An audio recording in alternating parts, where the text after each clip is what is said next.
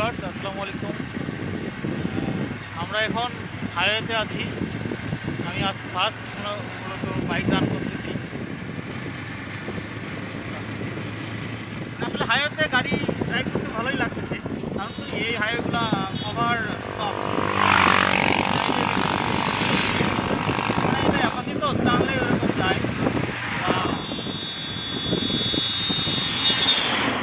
আমরা এখন রতিয়াদয়ের কাছাকাছিতে আছি। রতিয়াদহ গিয়ে আমরা চা ব্রেক নিব। মূলত আমরা হালাকুড়া থেকে আসতেছি, হালাকুড়া রোডে আছি এখন। আমি রুবেল পাঠান, ইন্ডিয়া থেকে।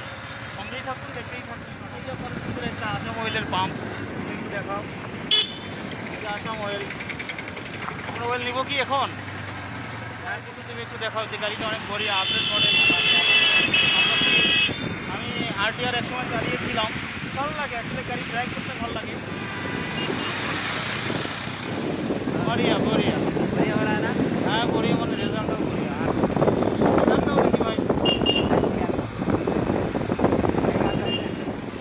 ভালো ভালো থেকো আকাশের ঠিকানায় চিঠি, ভালো আছি ভালো থেকো আকাশের ঠিকানায় চিঠি।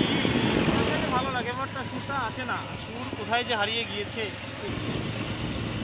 লোকাল এরিয়া ভালো লাগে, মানে ঘুরতেই ভালো লাগে। আমরা দেখাবো। হ্যাঁ, এই যে দেখো, এটা হচ্ছে রতিয়াদহ হেলথ সেন্টার নাকি? Ratiyadaha community health centre.